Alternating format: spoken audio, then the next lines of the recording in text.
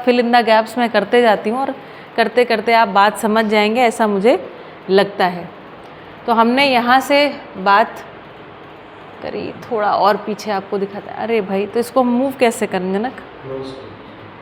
इसको क्लोज करें, फिर हमको ये दिखाई पड़ेगा ना। ठीक है, चलिए बढ़िया, ठीक, स्क्रीन दिख रही होगी उम्मीद करते हैं। और आपने कहा ये रहा, बढ़िया, ठीक। चलिए, तो अस्तित्व में वास्तविकताएं, है ना। तो अस्तित्व में वास्तविकताओं को देखना शुरू किया और मैंने जैसे कि आपको एग्जाम्पल दिया था, इस जितनी भी वस्तुएं हैं, इकाइयाँ, यहाँ पर तो सारी की सारी इकाइयाँ हमको, ये पदार्थावस्था दिख रही है, ये प्राणावस्था दिख रही है, जीवावस्था इसमें दिखाई नहीं पड़ रही है, जीवावस्था और ज्ञानावस्था, है ना। इस तरीके से 4 वास्तविकताओं के अलावा, है ना, एक और वास्तविकता है जिसको हम बोलते हैं खाली स्थान, है ना। उसके लिए मैंने आपको कहा था 2 काम करिए। Let us use microscope, electroscope and telescope. इस 2 तरीके से, अरे वाह, ये बढ़िया है, ठीक है, चलो ये खोज हो गई ठीक है। तो let us use the microscope, electroscope and telescope. जब हम इसको देखते हैं तो क्या दिखाई पड़ता है? यदि किसी परमाणु को देखें, है ना, इलेक्ट्रोस्कोप से यदि किसी परमाणु को देखें तो पाते हैं कि सारे के सारे अंश व्यवस्थित रूप से घूम रहे हैं। यदि टेलीस्कोप की मदद से देखें तो क्या दिखाई पड़ता है? कि अस्तित्व में जितने भी पिंड हैं वो भी निरंतर गतिशील हैं। और फिर हमने चर्चा करी 2 दिनों तक। 2 दिनों तक चर्चा करने के बाद हमको समझ में आया अस्तित्व में कुल 3 वास्तविकताएं हमको समझ में आई। कुल 3 वास्तविकताओं में हमको क्या समझ में आया? 3 वास्तविकताओं के रूप में हमको समझ में आया। अब इसको लिखना पड़ेगा मुझे ना, अब ये नहीं कर सकते, अरे यार, चलो। तो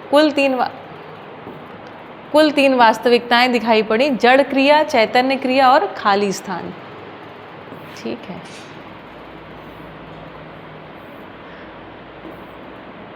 एक मिनट, हाँ ये कर देंगे। चलो, तो देख रही हूँ, तो खाली स्थान का जब हमने अध्ययन किया तो हमने क्या पाया? ये कैसा है? असीमित। ठीक। फिर दूसरा, ये कैसा है? पूर्ण पारदर्शी, इसके आर पार दिखाई पड़ता है।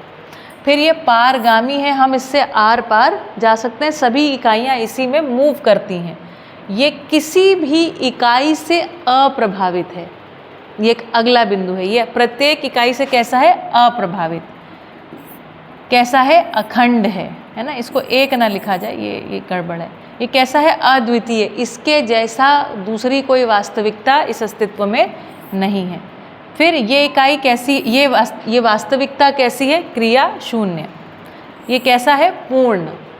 ये कैसा है? निराकार। और दूसरी बात मैंने बताई थी, कण कण इसमें है। अभी तक आदर्शवाद ने क्या कहा? आदर्शवाद ने बेटा ये कहा कि आदर्शवाद ने कहा कि कण कण में परमात्मा है, कण कण में परमात्मा है। मेरा हाथ इससे तेज चल रहा है, इसकी स्पीड से। परमात्मा है, ठीक है। ये है आदर्शवाद जो हम अभी तक सुनते आए हैं, है ना। इसी का एक दूसरा नाम अगर हम रखें यहाँ पर, इसी का एक दूसरा नाम हमने रखा था, कहा था परमात्मा, चूँकि आत्मा से सूक्ष्म है। इसी का एक नाम है ब्रह्म, है ना। और सहअस्तित्ववाद क्या कह रहा है? सहअस्तित्ववाद इससे विपरीत, बिल्कुल उल्टी बात एक कह रहा है, परमात्मा में कण कण है। जब हम कहते हैं कण कण में परमात्मा है तो ऐसा लगता है कण बड़ा हो गया और परमात्मा छोटी चीज़ हो गई। बात पकड़ में आई? लेकिन जब कह रहे हैं परमात्मा में कण कण है, तो कण कण के होने का आधार क्या मिलता है? परमात्मा। परमात्मा में कण कण है, ये विपरीत, एकदम उल्टी बात हम कह रहे हैं ना। इसी का दूसरा नाम और हमने क्या समझा था? ईश्वर। ठीक है, तो इतनी बात हमने करी थी। अब देखते हैं, अच्छा इसको हम सेव करेंगे तो ये सेव होगा, ठीक है। ये मैंने सेव नहीं किया, ठीक समझ गई, अभी धीरे धीरे आ जाऊँगी, है ना। तो ठीक है, तो श्री ए नागराज जी 1920 से लेकर के 2016 तक 96 वर्ष की आयु तक रहे। 50 वर्ष की आयु थी उनकी करीब करीब जब उनको ये दर्शन प्राप्त हुआ था, और उसके बाद आगे के 40-46 साल जो रहे, 45 साल करीब, एक वर्ष वो थोड़ा कम अच्छी स्थिति में रहे शरीर रूप से, तो 95 वर्ष तक की आयु तक उन्होंने बहुत सारा जो दर्शन है उसको वाद शास्त्र और दर्शन के रूप में लिखा। उसमें से एक ये किताब है आवर्तनशील अर्थशास्त्र। आवर्तनशील अर्थशास्त्र का मतलब है कि ये जो अस्तित्व में चारों अवस्थाएं हैं, ये किस तरीके से सदा सदा संतुलन पूर्वक जी सकें, इसके लिए इतनी सी एक किताब बस। वो कह रहे हैं आदमी इतना समझेगा तो सब समझ जाएगा। इसमें कुल 9 चैप्टर हैं। ये बहुत मोटी किताब तो है नहीं, अभी तक जितनी किताबें पढ़ी होंगी कोर्स बुक उससे तो ये हल्की एकदम किताब है ना। हिंदी में लिखी हुई किताब है, एक सामान्य आदमी को समझ में आ सकती है। जैसे मैं आपको समझाती हूँ, एक सामान्य बातें ही समझाती हूँ, कोई बहुत बड़ा क्वांटम फिजिक्स तो पढ़ा नहीं रही हूँ, सामान्य बातें, ऐसी सामान्य बातों को इसमें लिखा हुआ है। और कह रहे हैं इतना अध्ययन करने से आपको समझ में आ जाएगा कि अस्तित्व में इकोनॉमिक्स का क्या डिज़ाइन है, अस्तित्व में धन का, अस्तित्व में समृद्धि का, अस्तित्व में जीने का क्या डिज़ाइन है, वो इसमें लिखा हुआ है उन्होंने। ठीक है, ये आपके सिलेबस का हिस्सा है। और ये किताब, और आपको बता दूँ, ये किताब आपको पूरी अभी नहीं पढ़नी है। इसका आधा हिस्सा आपका पहला सेमेस्टर में और आधा हिस्सा आपका दूसरा सेमेस्टर है। लेकिन ये इतना हिस्सा पढ़ने के बाद आपको समझ में आएगा कि हमको एक्चुअली में ज़िंदगी में जो नहीं समझ में आया वो इतने में समझ में आ गया, और फिर बाकी बचा दूसरा हिस्सा आपका दूसरे सेमेस्टर में कवर होगा। 9 चैप्टर हैं, लगा लीजिए लगभग पहले सेमेस्टर में 5 चैप्टर और दूसरे में 4, और थोड़ा प्रैक्टिकल वाला भाग रहेगा। ऐसा पढ़ेंगे हम, ठीक है।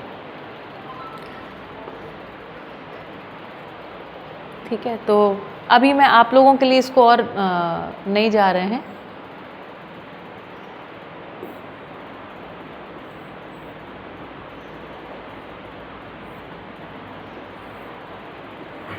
ये सब हम धीरे धीरे करेंगे, अभी एकदम चलो इसको थोड़ा सा सुन लेते हैं, है ना। खाली स्थान खाली नहीं, इसको पुनः पुनः सुनेंगे ना तो आपके मेमोरी में बैठ जाएगा।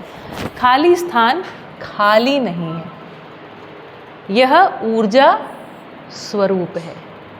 खाली स्थान मूल ऊर्जा है, मूल ऊर्जा।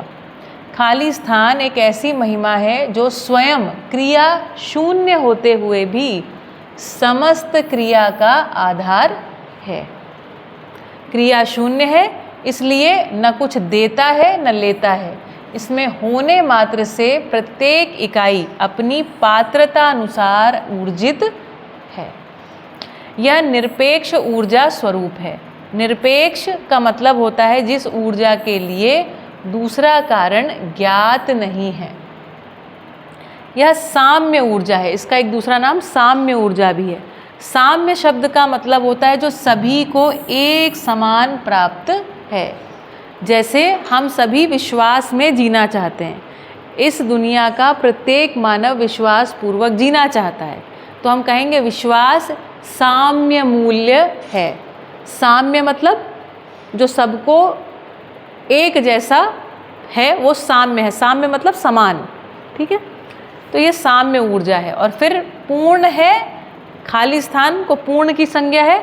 पूर्ण में गर्भित होने मात्र से प्रत्येक इकाई में पूर्णता के लिए प्रेरणा है, पूर्णता की ओर गतित है।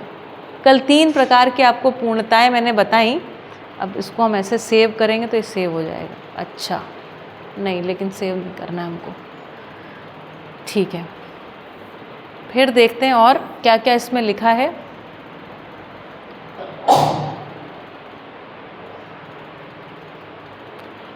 कुछ चीज़ें और डिस्कस करती हूँ भाषा के रूप में। खाली स्थान क्या है? क्रिया शून्य, इसमें कोई प्रकार की क्रिया नहीं होती है। अनादि है, इसका न आदि अंत तो इसका है ही नहीं, इसका आदि शुरुआत भी कहीं न कहीं से आया है न कहीं जाएगा, न जन्म लेता है न देता है, ये जन्म देता भी नहीं है किसी को। इसलिए समस्त अंश भी हैं, अंश जो है वो क्रिया में है, क्रिया स्वरूप है और व्यापक भी है। तो अस्तित्व है, अस्तित्व है। छोटी सी और बात समझाती हूँ। अस्तित्व मतलब अस्ति धन त्व, त्व का मतलब होता है व्यवस्था, त्व का मतलब व्यवस्था, अस्ति का मतलब होता है, अस्तित्व है मतलब व्यवस्था है, अस्तित्व है मतलब व्यवस्था है। इसको नोट मत करिए, अभी मैं सब आपको वापस पढ़ाऊंगी, इसमें मत परेशान होइए, ये सब आपको लिखवाऊंगी, पढ़ाऊंगी हर बारी ना आप, क्योंकि मैं ये प्रयास इसलिए बार बार करती हूँ, बार बार बोलती हूँ, क्योंकि शब्द आपके लिए नए हैं। ये 2 महीने का समय आपको लगेगा मेरी और आपकी भाषा के सेम होने में, क्योंकि आप इस तरीके की एजुकेशन लेते हुए नहीं आए, इस कारण से बार बार बोलती हूँ, आपको चीज़ें समझाती हूँ, है ना। अभी वापस लिखूंगी, वापस अपन दूसरा स्लाइड शो खोल के उसमें लिखेंगे सब। ये तो स्लाइड शो खोल के आप, अरे चलो ठीक है। फिर देखो, फिर मैं आपको एक्चुअली दिखाना चाह रही थी कुछ स्वरूप, है ना। हाँ तो चलो देखो, इसको थोड़ा सा ये चित्र देखने से आपके दिमाग में और आएगा, लेकिन अभी हम लोग जब ये आवर्तनशील अर्थशास्त्र पढ़ेंगे ना, तब बाकायदा ये चित्र वित्र देख के अच्छे से पढ़ेंगे। अभी आप ओरिएंटेशन में इसलिए थोड़ा बहुत चल रहा है। अरे भाई जाओ नहीं, चलो ठीक। तो देखो, ये जो व्यापक सत्ता है, ये जो क्रिया शून्य है ना, ये जो व्यापक है ये अव्यक्त नहीं है। ये क्रिया शून्य तो है लेकिन अव्यक्त नहीं है, ये व्यक्त है। किसके माध्यम से? अवस्थाओं में व्यक्त हो रहा है। तो यह व्यापक सत्ता मूल ऊर्जा जड़ संसार मतलब पदार्थावस्था में क्रियाशीलता के रूप में व्यक्त है। कैसे व्यक्त है? ये इतनी सारी ऊर्जा है, ये कैसे पता चलेगा? क्योंकि सारी इकाइयाँ जो हैं लगातार गति में हैं। तो ऊर्जा है, ये पता कैसे चल रहा है? ये है तो क्रिया शून्य, लेकिन ये पता कैसे चल रहा है? क्योंकि सारी इकाइयाँ जो इसमें हैं वो लगातार ऊर्जित हैं, गतित हैं। इससे ये पता चल जाता है कि ऊर्जित तो होंगी ही, है ना। तो ये अपने आप व्यक्त नहीं हो रहा, ये खाली स्थान क्रिया शून्य है, लेकिन ये गति के रूप में, है ना, ये ध्यान चला जाता है मानव का कि ये ऊर्जा स्वरूप होना चाहिए। तो यह व्यापक सत्ता या मूल ऊर्जा जड़ संसार में, जड़ संसार मतलब पदार्थ अवस्था में, तो यह पदार्थ अवस्था में क्रियाशीलता के रूप में व्यक्त है, अव्यक्त नहीं है। अभी तक क्या बोल रहे थे? ब्रह्म जो है अव्यक्त है। पहली बार क्या समझ में आया? ये अव्यक्त नहीं है, ये व्यक्त है। तो किस प्रकार से व्यक्त है? जड़ संसार में या पदार्थावस्था में क्रियाशीलता के रूप में। प्रत्येक परमाणु अंश, ये जो टेबल आपको स्थिर दिख रही है ना, इस सभी परमाणु अंश बहुत तेज गति से घूम रहे हैं। जब हम इलेक्ट्रोस्कोप से देखें, ये धरती स्थिर लग रही है ना, ये बहुत तेज गति से घूम रही है। ये ना बहन समझ रहे हैं, सब घूम रहा है। प्राणावस्था में स्पंदनशीलता, स्पंदनशीलता का मतलब होता है ब्रीदिंग। जनक सर ये है ना, ब्रीद कर रहे हैं लेकिन ये दिख नहीं रहा है, तो प्ले करेंगे तो दिखाई पड़ेगा क्या? नहीं, ये स्क्रीनशॉट नहीं है, ये जिफ है, हैं? हाँ देखो चलने लगा, ठीक है। तो ये देखो एक्चुअली ये ऐसा है।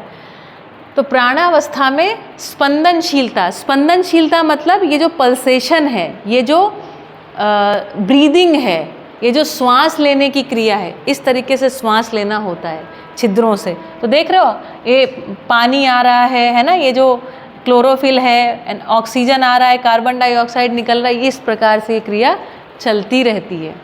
और यहाँ पर किस रूप में ये व्यक्त है? पदार्थावस्था में क्रियाशीलता के रूप में, यहाँ पर स्पंदनशीलता सांस लेने के रूप में। जीवावस्था में ये किस रूप से? जीने की आशा के रूप में व्यक्त है ना। भ्रमित मानव में, भ्रमित मानव मतलब हमारे आप जैसे लोग, भ्रमित मानव मतलब जिनको संसार दिख तो रहा है लेकिन पूरा सटीक नहीं दिख रहा है।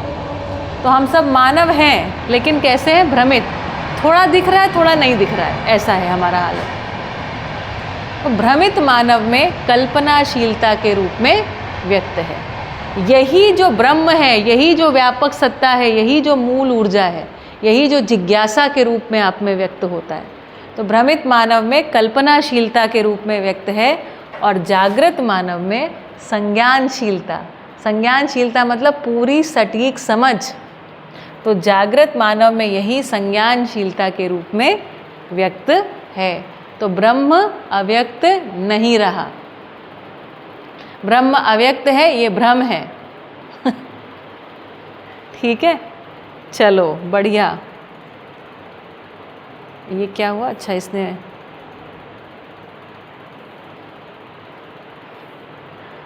बस अभी ज़्यादा एक आपको जीवन परमाणु का स्ट्रक्चर मेरे को दिखाना था। हाँ बस ये सब और थोड़ा गहराई। हाँ तो देखो, ऐसे जिन लोगों ने परमाणु वगैरह बहुत पढ़ा नहीं है या जिनको बहुत याद नहीं है, है ना, तो मैं आपको चल क्यों नहीं रहे भाई परमाणु?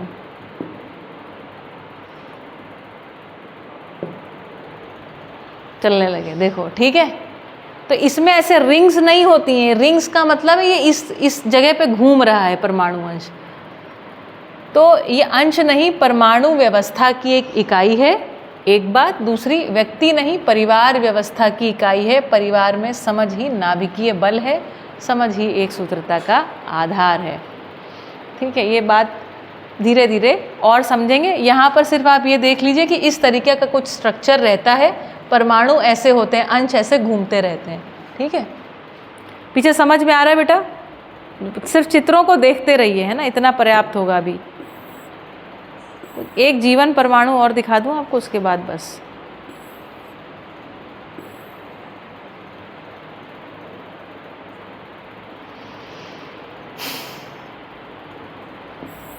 आओ भाई,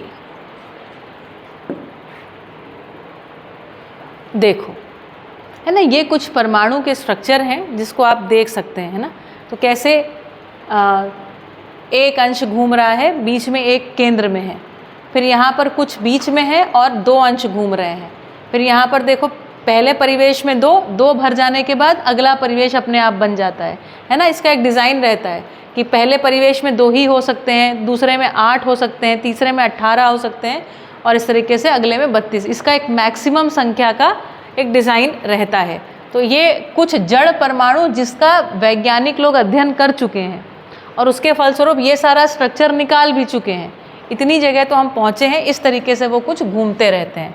ये तो बहुत स्लोली घूम रहा है, इतनी तेजी, इससे बहुत तेज़ी से घूम रहे हैं। ठीक है, फिर देखो, ये कुछ और परमाणु हैं जिनको मैं बताया कि किस तरीके से और बड़े बड़े हो जाते हैं ना। और यहाँ पर नाभिक में भी बहुत सारे परमाणु अंश रहते हैं। ठीक है, ये पता नहीं क्यों इतना स्लो चल रहा है। ठीक, ये थोड़े और बड़े बड़े तत्व हैं, बड़े बड़े नाभिक हैं, बड़े बहुत सारे अंश इसमें घूम रहे हैं। ये तत्व हैं, फिर है ना, ये देखो और बड़े तत्व, ये मैं आपको दिखाना चाह रही थी। ठीक, चलो बस इतना ही दिखाना था। अब मैं यहाँ पर लिखती हूँ, ये केंद्र का जो अंश है इसका नाम क्या है? आत्मा। उसके बाद जिस परिवेश में 1 और ये 2 वाला है, इसका नाम क्या है? बुद्धि। फिर उसके बाद तीसरा जहाँ पर 8 हैं, ये 8 वाला लग रहा है ना, ये क्या है? चित्त। और फिर ये जो बड़ा वाला है ये क्या है? वृत्ति। और इसके बाहर वाले की संज्ञा है। ठीक है, इसको हटा दूंगी तो चलने लगेगा। ठीक, ये हैं हम और आप, इसी का नाम है जीवन परमाणु। जो हमारे अंदर चैतन्य है ना, वो ये चीज़ है। 61 अंश की परमाणु व्यवस्था, अणु बंधन से मुक्त, भार बंधन से मुक्त। देखते हैं और क्या लिखा है ना। 0 नेट फोर्स, ये टेक्निकल डिटेल समाधानात्मक भौतिकवाद पढ़ेंगे तब पढ़ाऊंगी।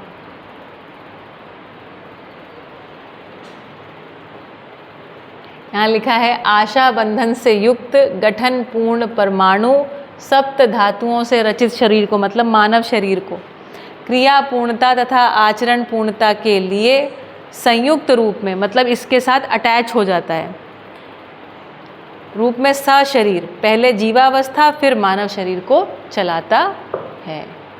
ये सब कहानियाँ आपको सुनानी पड़ेंगी, आप पूछेंगे तो सुनाएंगे, ठीक है। परमाणु चाह रही थी कि आप देख लीजिए, और एक चित्र देखिए, है ना, जीवन परमाणु का बीच वाले अंश का नाम आत्मा, फिर बुद्धि, चित्त, वृत्ति और मन, ठीक है। बस इतना मुझे आपको दिखाना था। इसका आई होप कि ये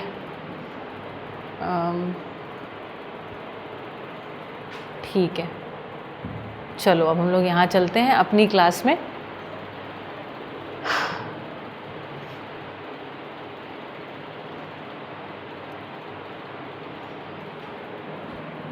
चलो तो नमस्कार। नमस्कार जी। तो ये वीडियो स्क्रीन पे वो थोड़ी नज़दीक से दिखाई दे सकता है, ऐसी बस ऐसी होती है तो हमें यहाँ हम पढ़ सकते हैं। हाँ हाँ हाँ, सही बात है। लाल जी भाई आप, हाँ जी कहिए कहिए। ये समय ही है बस, उसमें हम पढ़ सकते हैं आशा विचार इच्छा से युक्त चैतन्य परमाणु मान, हाँ ये पढ़ सकते हैं बस, इतने हो सकते हैं, हम पढ़ सकते हैं, लिख सकते हैं। मध्यस्थ दर्शन का अनुसंधान। हाँ मुझे आप इतना हाँ इतना बड़ा बड़ा चाहिए ऐसा कहना चाहते हैं?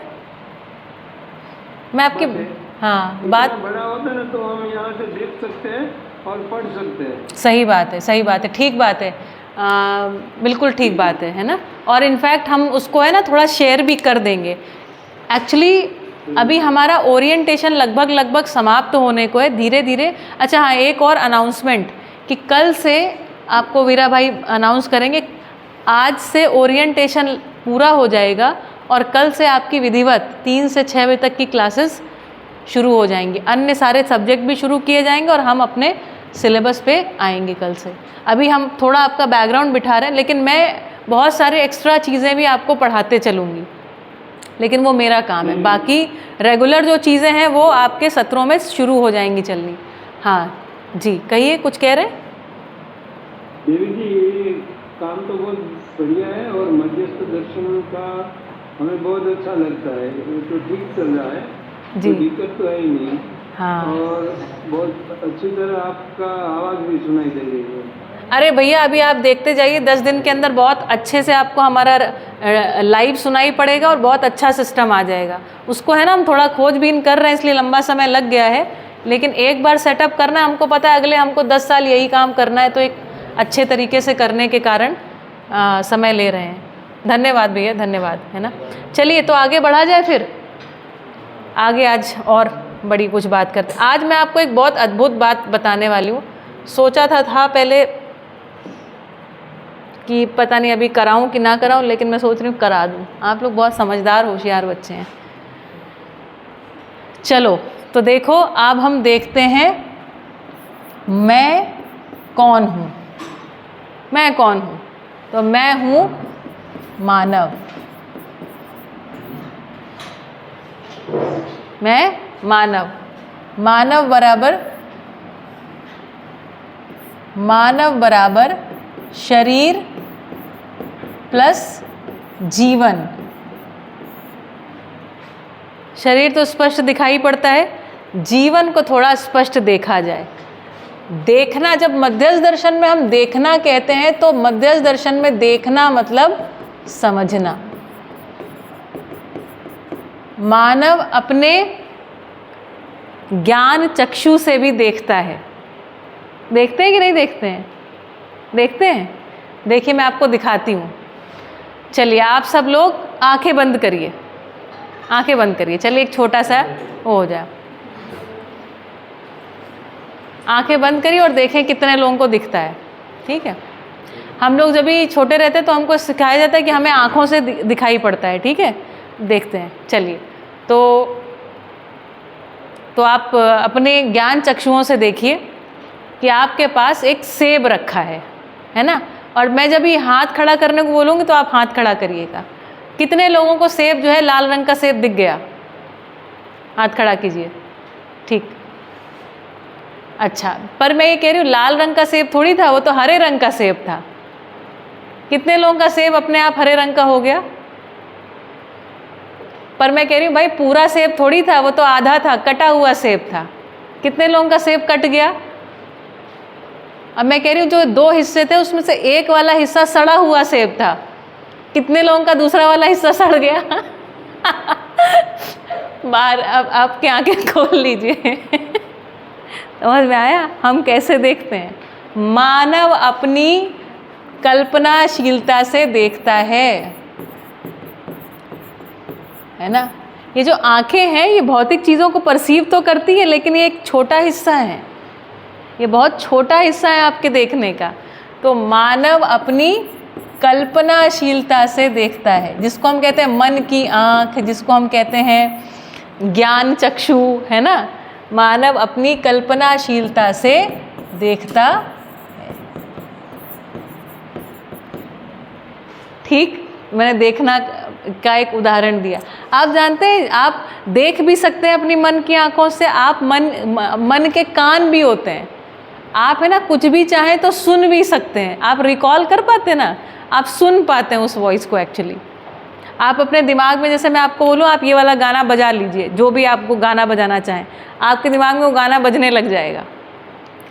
हम लोग अपनी मन की नाक से सूंघ भी सकते हैं, है ना, क्योंकि ये सारी चीज़ें, जैसे अभी हम अभी जानते हैं, जो भौतिकवादी विधि से हम पढ़ाते हैं तो कहते हैं नाक सूंघती है, आँख देखती है ना।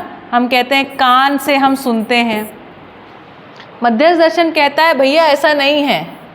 मध्यस्थ दर्शन कहता है नाक, आँख, कान आदि के माध्यम से जो जीवन है, जीवन देखता है, जीवन सुनता है, जीवन समझता है ना। जीवन ही सारे प्रकार के निर्णय लेता है, आदि आदि आदि।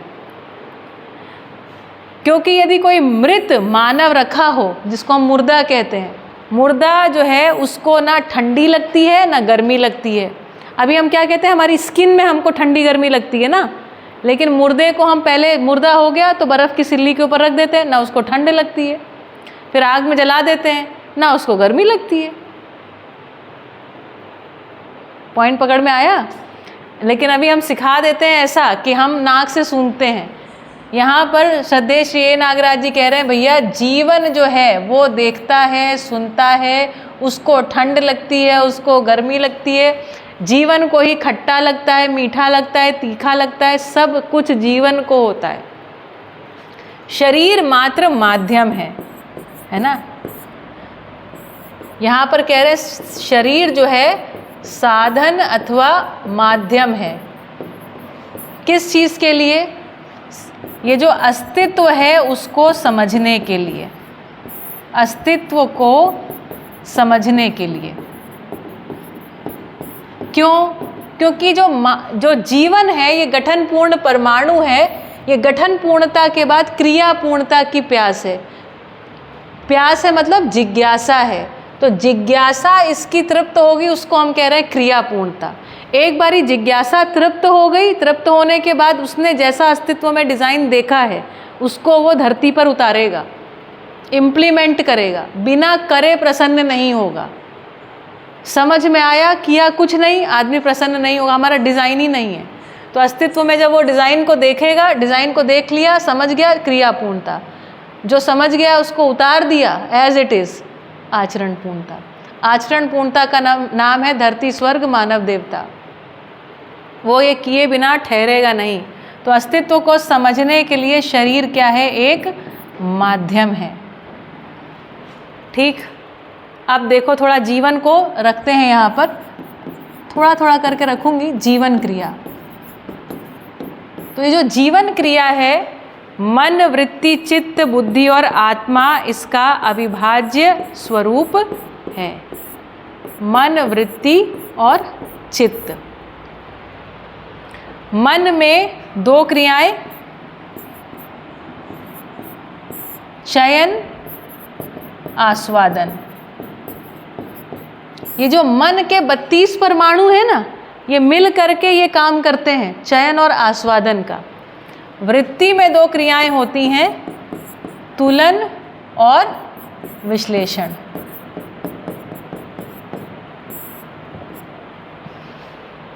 चित्त में 2 क्रियाएं होती हैं, चिंतन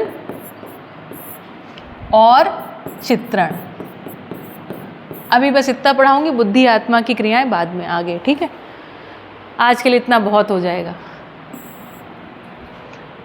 तो श्रद्धेय श्री ए नागराज जी बता रहे हैं कि मन में आशा,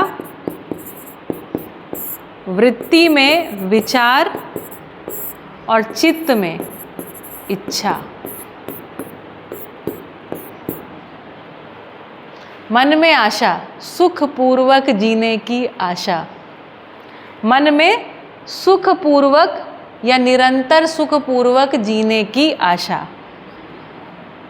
तो ये निरंतर सुखपूर्वक जीने के आस्वादन के अर्थ में मानव में चयन क्रिया होती है। वो चुनता है, सोचता है आज काले कपड़े पहन के प्रसन्न हो जाऊंगा, आज इस रंग के कपड़े पहन के प्रसन्न हो जाऊंगा, या आज अपने भाई से अच्छे से, है ना, किसी से हमारा वाद विवाद हो गया, उससे माफ़ी मांग के प्रसन्न हो जाऊंगा।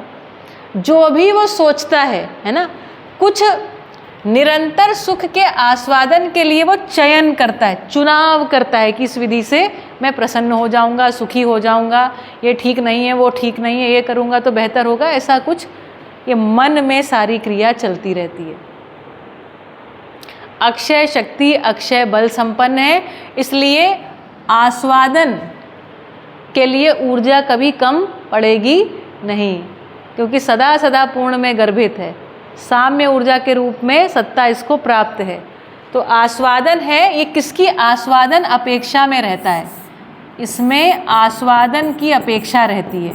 हम सब जिंदगी में बेटा जो कुछ भी चुन रहे हैं ना, जो कुछ भी चुन रहे हैं, चयन मतलब चुनना, सिलेक्ट करना, मैं ये करूं कि ये करूं, आज क्लास में जाऊं कि ना जाऊं, है ना, ये सब कुछ हम सुख की अपेक्षा में चुनाव कर रहे हैं, सुख की अपेक्षा। ये सारे चुनाव हमारे जीवन में सुख की अपेक्षा में हम चुनाव करते हैं। अब सुख की अपेक्षा में चुनाव कर रहे हैं, लेकिन चयन किसका करना है किसका नहीं करना, ये असल में भाग होता है शिक्षा का, ठीक, ये आगे आएगा। पर इतना अभी बिठाओ, मन में सुख की अपेक्षा या सुख पूर्वक जीने की आशा रहती है। उस आशय से ये क्या करता है, चयन करता है। क्या चयन करता है, या तो किसी वस्तु से सुखी होने का चयन कर लेता है, और या तो किसी संबंध में जी करके, और या तो समझ पूर्वक, ऐसा कुछ चुनाव करता है। ये अलग अलग, है ना, चुनाव के प्रकार हो सकते हैं, ठीक है।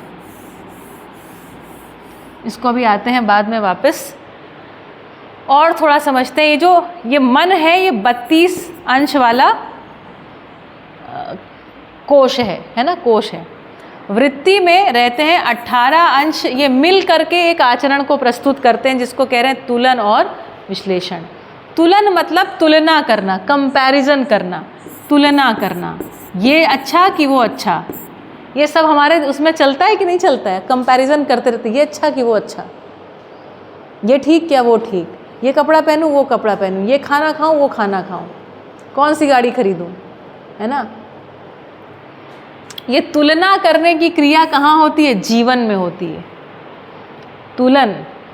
विश्लेषण, विश्लेषण हमारे अंदर एक ऐसी क्षमता है कि हम चीज़ों को अलग अलग करके देख सकते हैं, हम चीज़ों को स्टेप बाय स्टेप प्रोसेस के फॉर्मेट में देख सकते हैं। जैसे हमको चाय बनानी है, हमारे अंदर सुख की अपेक्षा आ गई, है ना, सुख की अपेक्षा कुछ जागा, सुख की आशा है, हमने चुनाव किया हम चाय पी करके सुखी होंगे, चाय पिए कॉफ़ी पिए, तुलन हो गया। चाय कैसे बनेगी, पानी चढ़ाओ, शक्कर डालो, चाय पत्ती डालो, दूध डालो, अदरक डालो, तुलसी डालो, इलायची डालो, चाय पत्ती डालो, चाय बनाओ, पियो, छानो, जो भी मतलब करना है, यह है विश्लेषण। श्लेष्मा को अलग अलग कर देना, श्लेष्मा मतलब चिपकाओ, वो एक घटना के रूप में नहीं, उसको बाइफरकेशन कर लेता है, उसको तोड़ देता है, स्टेप बाय स्टेप प्रोसेस करके देख पाता है। ये एक अद्भुत क्षमता है जीवन में। तो तुलन और विश्लेषण। उसके बाद चित्रण। चित्रण मतलब जो मैंने अभी आपको करवाया, इमेजिनेशन, आप चित्रित कर लेते हो। लेकिन एक और क्रिया है जिसको मैंने कहा चिंतन। कुछ चीज़ों को आप चित्रित नहीं कर पाओगे। दिखाऊं आपको कैसे? देखिए, जैसे मैंने अभी आपको सेब का उदाहरण दिया, आपका सेब लाल भी हो गया, हरा भी हो गया, आधा भी हो गया, सड़ भी गया, है ना, ये सब आपने चित्रण कर लिया। लेकिन यदि मैं आपसे कहूँ कि आप जरा विश्वास का चित्रण करिए, विश्वास कैसा दिखाई पड़ता है। मैं आपसे कहूँ स्नेह कैसा दिखाई पड़ता है, सम्मान, प्रेम आदि का चित्रण नहीं कर पाएंगे। आप चित्रण करने जाएंगे, आपको दो लोग मिल जाएंगे, कुछ क्रिया करते दिखाई पड़ने लगेंगे। पोषण कैसा होता है, आप चित्रण ही नहीं कर पाओगे। आपको ना माँ दिखाई पड़ने लगेगी जो खाना दे रही है, आपको कुछ क्रिया दिखाई पड़ने लगेगी। ठीक है, तो कुछ ऐसी भी चीज़ें हैं जो चिंतन क्षेत्र में समझ में आती, जिसको मैंने कहा ज्ञान चक्षु से दिखता है। आपको दिख रहा है मतलब समझ में आ रहा है। देखना बराबर समझना। तो कुछ चीज़ें ऐसी हैं जो चिंतन क्षेत्र में समझ में आती हैं। ये ज्ञान चक्षु से हमको दिखाई पड़ता है, समझ में आ जाता है। तो ये कुछ चीज़ें चित्रण क्षेत्र में और कुछ चीज़ें चिंतन क्षेत्र में। तो ये चित्रण, और बेटा समझ में आ रहा है आपको रिद्धि, है ना? तो कुछ चीज़ें चित्रण क्षेत्र का हिस्सा है, कुछ चिंतन का हिस्सा है ना? तो चित्रण का हिस्सा है रूप और गुण, स्वभाव और धर्म चिंतन क्षेत्र का हिस्सा है। प्रत्येक इकाई के रूप, गुण, स्वभाव, धर्म, चारों चीज़ों का अध्ययन करना है। जितनी भी इस अस्तित्व में स्थिर वास्तविकताएं हैं वो चिंतन क्रिया में समझ में आती हैं, और जितनी हिलती डुलती चीज़ें हैं वो सब चित्रण में समझ में आ जाती हैं, वो सब उस क्रिया में आ जाती हैं। ठीक है, सुनते जाइए, धीरे धीरे पचता जाएगा आपको। अब इन सब को हम थोड़ा देर भूल जाते हैं, इस पे फोकस करते हैं। ठीक है, देखो, आदमी में 6 प्रकार से तुलन की दृष्टियां होती हैं। आदमी मतलब मानव में, प्रत्येक मानव में 6। पहली दृष्टि है जिसको हम कहते हैं प्रिय, दूसरी दृष्टि है जिसको हम कहते हैं हित, और तीसरी दृष्टि है लाभ। ठीक, श्रद्धेय श्री ए नागराज जी बता रहे हैं केवल यही 3 दृष्टियां नहीं होती हैं, और भी 3 दृष्टियां होती हैं, न्याय, धर्म, सत्य। इन दृष्टियों का इस्तेमाल करने से अस्तित्व जैसा है वैसा हमारे चिंतन में आ जाता है। क्या कहा मैंने?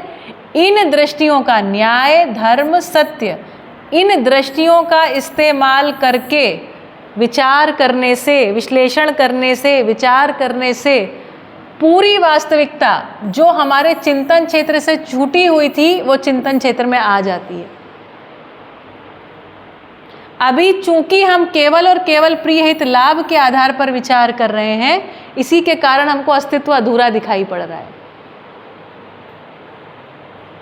जैसे ही हम यहाँ से शिफ्ट होकर के न्याय, धर्म, सत्य के आधार पर अस्तित्व को देखना शुरू करते, देखना मतलब समझना, अस्तित्व को देखना शुरू करते हैं या अस्तित्व को समझना शुरू करते हैं, अपने आप चिंतन क्रिया चालू हो जाती है।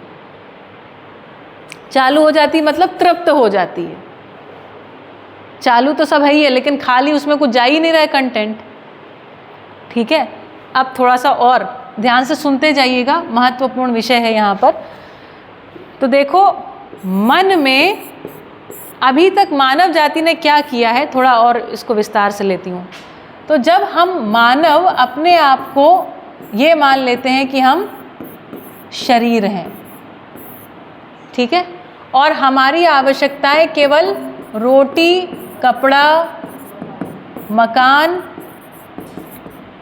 दूरदर्शन, हाँ दूरगमन, बहुत बढ़िया, याद हो गया। देखिए आप लोग हमारी भाषाएं बोलने लग गए ना, हमने आपसे कहा था आप थोड़े दिन में सीख जाएंगे।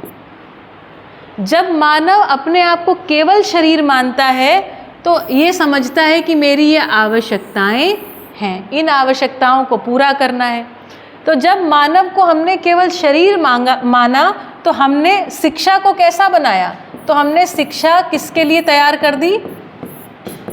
आजीविका के लिए। हमारा पूरा का पूरा ध्यान किस बात पे केंद्रित हो गया? बच्चा पढ़े लिखे और कमाए, कमाए खाए, कमाए खाए, कमाए खाए, कमाए खाए, कमाए खाए, मर जाए। कमाए खाए, कमाए खाए, अपने बच्चे शादी करे, बच्चे पैदा करे, उसके बच्चे भी कमाए खाएं, कमाए खाए, मर जाएं। हम यहाँ पर खड़े हो गया कि मानव वास्तव में केवल शरीर है नहीं। अच्छा अब देखो, इसको थोड़ा अगली स्लाइड में लें, पर कॉपी नहीं कर सकते ना, स्लाइड करना चाहिए, वो भी सब खोजेंगे, होगा, है ना। तो जब लेकिन मानव को हमने ऐसा समझा, अच्छा दूसरे एक वाद में हमने मानव को क्या समझ लिया कि मानव जो है ये जो शरीर ले रहा है ना, शरीर कोई बंधन है ना, हम यहाँ कर्म भोग करने आए। तो ऐसा मान लिया कि मानव शरीर नहीं है, केवल और केवल क्या है? आत्मा है, आत्मा केवल चैतन्य है। उसका एक नाम दिए हैं वहाँ पर, आत्मा। यहाँ वाली आत्मा और वहाँ वाली आत्मा सेम टू सेम नहीं है, नाम दोनों सेम है।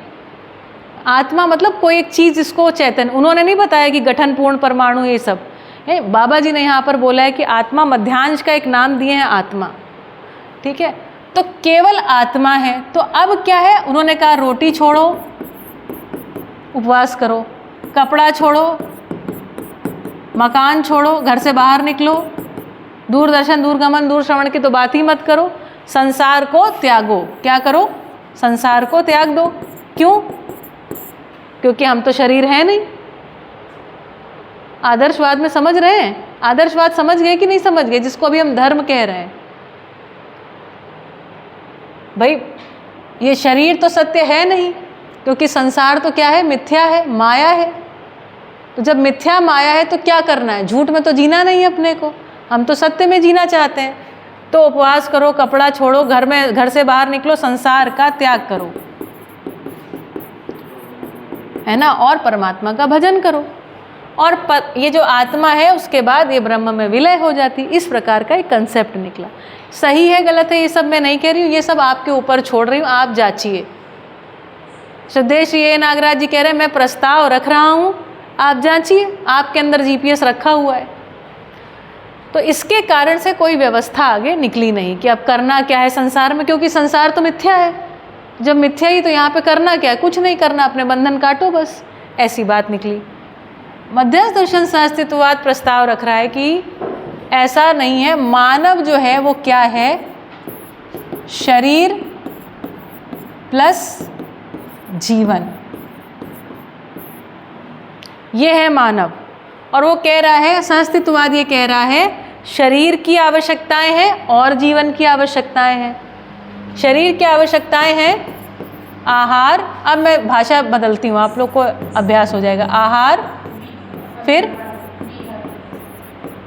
है आवास, फिर अलंकार, बोलते जाओ, दूरगमन, दूर श्रवण, दूरदर्शन। कह रहा है शरीर की आवश्यकताएं हैं, प्रत्येक मानव की आवश्यकता है। मध्यस्थ दर्शन सहअस्तित्ववाद कह रहा है जीवन की भी आवश्यकता है। जीवन की क्या आवश्यकता है? बोलो। सुख से जीने की आवश्यकता है। तो इसके लिए आवश्यकता है विश्वास, जितने भी मूल्य हैं, सम्मान, स्नेह, कृतज्ञता, वात्सल्य, ममता, प्रेम,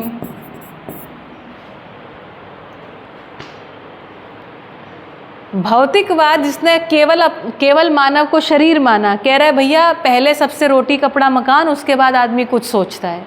सहअस्तित्ववाद कह रहा है ऐसा नहीं है भैया, कितना भी रोटी कपड़ा मकान भरा हो, अगर ये नहीं मिला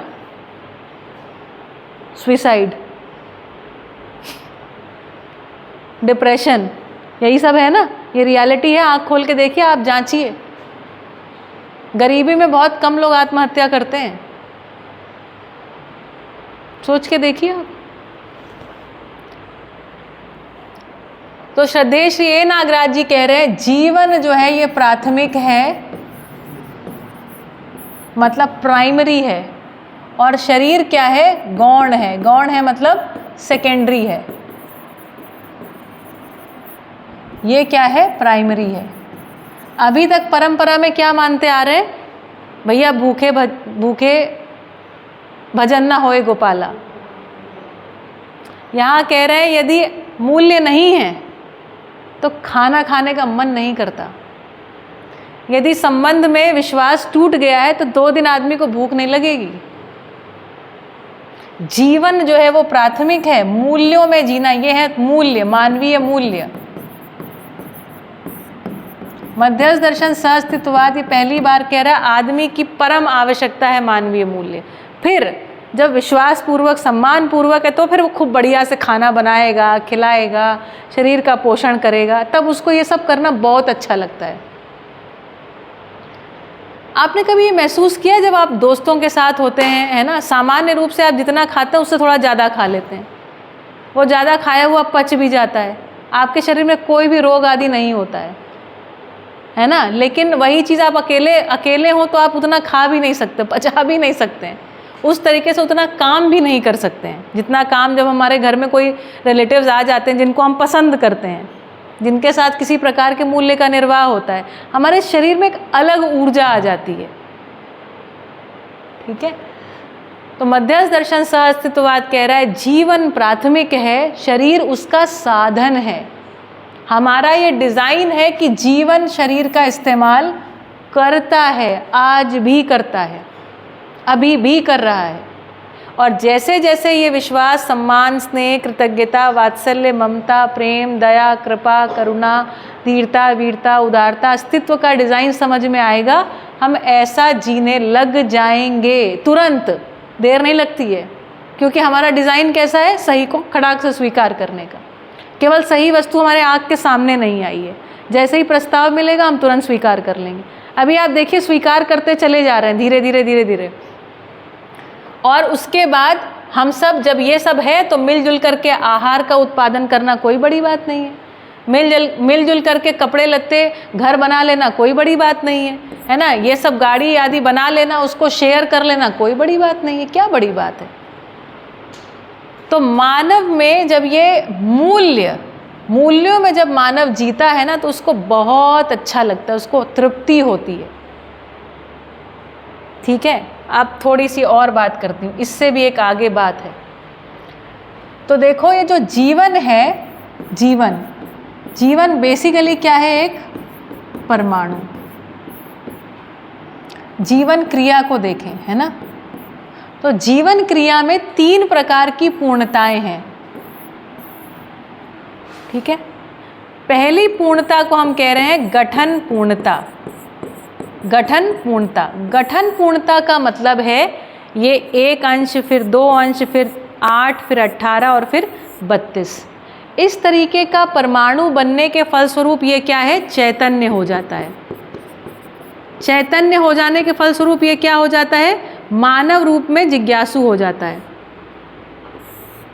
ना। ये चैतन्य हो जाता है और मानव शरीर के साथ ये जिज्ञासु, क्योंकि जिज्ञासा कहाँ है, जीवन में, शरीर में थोड़ी कहीं जिज्ञासा। शरीर के कौन से भाग में जिज्ञासा है?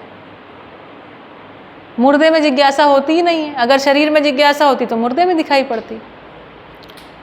तो मानव स्वरूप में ये जिज्ञासु, मानव संतान के रूप में जिज्ञासु हो जाता है। अब ये जिज्ञासा पूर्वक पूरे अस्तित्व को समझने के प्रयास में तरह तरह के शोध अनुसंधान करता है। पूरी मानव जाति में ये हुआ है, चाहे अंग्रेज हो, चाहे हिंदुस्तानी हो, चाहे चाइनीज़ हो, हर जगह इस प्रकार के प्रश्नों को आदमी सोच ही रहा है। मैं कौन हूँ, मैं कहाँ से आया हूँ, ईश्वर क्या है, कौन है, ऐसा होता है कि नहीं होता है, ये सब विचार चलते रहता है उसके दिमाग में। तो ये एक यात्रा है। इस यात्रा के फलस्वरूप एक समय में ये पूरी मानव जाति में क्रियापूर्णता होती। क्रियापूर्णता मतलब जो जिज्ञासा है जिज्ञासा से वो आता है कहाँ पर? समझदारी पर। समझदारी का मतलब है सार्वभौमिक, सार्वभौमिक मतलब यूनिवर्सली समझ जाता है, सार्वभौमिक सत्य की स्पष्टता। अब जब मानव क्रिया पूर्णता को प्राप्त करता है, कोई भी मानव हो, जैसे ही वो क्रिया पूर्णता को प्राप्त करता है तो सभी मानवों को बताना चाहता है अपने जो भी उसको समझ में आया, हमारा ये डिज़ाइन है और ये हमारा एज हमारे पूर्वजों से लेकर के डिज़ाइन चले आ रहा है, चले आ रहा है, चले आ रहा है, चले तब तक चलता रहेगा जब तक कि हम इस चीज़ का लोक व्यापीकरण ना कर दें और मानव जाति आचरण पूर्णता पर आ ना जाए, आचरण पूर्णता को व्यक्त न कर दे। आचरण पूर्णता का क्या मतलब है वो आपको समझाती हूँ। जैसे पदार्थ, इसका आचरण निश्चित सटीक, जैसा इसको निर्वाह करना चाहिए। प्राण सटीक आचरण, जीव का आचरण भी निश्चित। मानव का जो आचरण है ना वो बहुत द्वंद्व में रहता है, उलझा हुआ रहता है। कभी एकदम जानवर जैसा, पशु जैसा, एकदम स्लेव जैसा बिहेव करेगा, कभी एकदम क्रूर हो जाता है। ये मानव जो है ना वो भी एक संतुलित आचरण को प्रोड्यूस करता है। जब तक समस्त मानव के रूप में, हम नहीं, समस्त मानव जाति, मतलब जैसे हम समझदार हुए तो समझदार होने के बाद पूरी मानव जाति के लिए, पूरी मानव जाति जब तक आचरण पूर्ण नहीं होगी हम बैठेंगे नहीं, हम चीज़ों को सही करते रहेंगे, सही करते रहेंगे। क्यों? क्योंकि हमारा ये डिज़ाइन है, हम रुक ही नहीं सकते। कैसे रुकोगे आप? गलती देख के आपको ठीक ही नहीं लगेगा, आप सुधारने जाओगे। क्यों? क्योंकि हमारा ये डिज़ाइन है अस्तित्व सहज कि ज्ञान को प्रकट होना है। भ्रमित मानव में जो कल्पनाशीलता के रूप में प्रकट है वही जागृत मानव में संज्ञानशीलता के रूप में, और संज्ञानशील जो व्यक्ति है वो अन्य को संज्ञानशील बनाएगा, संवाद करेगा, बातचीत करेगा, बताएगा, ये सत्य है। तो इस तरीके से जो जीवन क्रिया है इसका अध्ययन अभी तक ना भौतिकवाद में हुआ, मतलब ना विज्ञान विधि से हुआ, ना आदर्शवाद में हुआ, है ना, लेकिन प्रयास पूरा हुआ। इसके लिए हम कृतज्ञ हैं क्योंकि न जाने कितने लोगों ने अपना जीवन लगाया है इसके लिए। हम ही हो सकता है पूर्व शरीर यात्राओं में लगा के आ रहे हों, ठीक है, हम सब ने लगाया ही होगा, ठीक है। तो खूब प्रयास हुआ और उस प्रयास के फल स्वरूप ही श्रद्धेय श्री ए नागराज जी ने भी लगाया, तो उन्होंने जो समझा हमको समझा दिया, ठीक। तो गठन पूर्णता, क्रिया पूर्णता, आचरण पूर्णता, अस्तित्व में 3 प्रकार की पूर्णताएं हैं। और जैसे ही मानव जाति का आचरण निश्चित होता है, आचरण निश्चित, नियंत्रित, मतलब मानवीय आचरण हो जाता है। कोई किसी का दिल नहीं दुखाता, कोई किसी का दिल नहीं दुखाता, यह है निश्चित आचरण। मानव में अमानवीयता समाप्त, मानव मानवीय हो जाता है। हम लोग मानव दिखने के रूप में तो हैं, होने के रूप में अमानवीय हैं। इसी चीज़ का तो हमको भय है, और क्या भय है हमको? तो अभी हमारे जो मानव जाति है ना वो भय में जी रही है। किस चीज़ के भय में? मानव में जो निहित अमानवीयता है उसी का सबसे ज़्यादा भय है। प्राकृतिक भय तो है जो है, आज जो परिस्थितियाँ उसके कारण, उससे भी बड़ा भय है मानव में निहित अमानवीयता का भय, ठीक है। ये सब चर्चा आएगी किताब में, पर यह है आचरण पूर्णता पूरी मानव जाति। अब पूरी मानव जाति का क्या मतलब है? देखो, पूरी मानव जाति का मतलब, जब हम मानव बोलते हैं तो मानव का मतलब एक मानव नहीं होता है, मानव का मतलब मानव जाति, और मानव जाति का एक मतलब होता है ये व्यक्ति, परिवार, समाज, राष्ट्र और अंतर्राष्ट्रीय। श्रद्धेय श्री ए नागराज जी बता रहे मानव जाति इस रूप में दिखाई पड़ती है। अब इसका क्या मतलब है? व्यक्ति का मतलब तो निश्चित रूप से एक व्यक्ति के रूप में वो कह रहे हैं। परिवार का मतलब होता है जो संबंध पूर्वक एक परिवार में कई लोग जी रहे होते हैं, जैसे परमाणु होता है ना, परमाणु में कई सारे अंश होते हैं, है ना। तो जैसे मान लो माता पिता, है ना, या माता पिता और उसके बाद फिर उनके बच्चे, फिर उनके कुछ बच्चे, इस तरीके जैसे एक परमाणु अंश व्यवस्था में होता है ना, ऐसे ही परिवार में भी व्यवस्था होती है ना। ये दादी दादा हो गए, ये हमारे माता पिता हो गए, माता पिता के बच्चे आदि हो गए, इस तरीके से एक व्यवस्था है। तो व्यक्ति, ये है व्यक्ति। तो व्यक्ति जो है हमेशा परिवार का हिस्सा होता है। इस दुनिया में कोई भी व्यक्ति अकेला नहीं आता, जब आता है माँ बाप के संयोग से आता है। हमेशा माँ बाप तो होते ही है ना, माँ बाप के संयोग के फलस्वरूप ही मानव संतान धरती पर आती है। अकेला जैसा कोई स्थिति है ही नहीं अस्तित्व में। तो इसी तरीके से सभी व्यक्ति हमेशा सदा सदा किसी परिवार का हिस्सा हैं। किसी का परिवार थोड़ा छोटा है, किसी का परिवार थोड़ा बड़ा है। तो इस तरीके से ऐसे ही आप सोचो, सारे परिवार हैं, ठीक।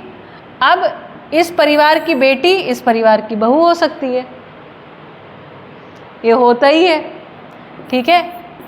तो हम अगर देखेंगे ना, ऐसे कुछ परिवार हम ले लें, ठीक है।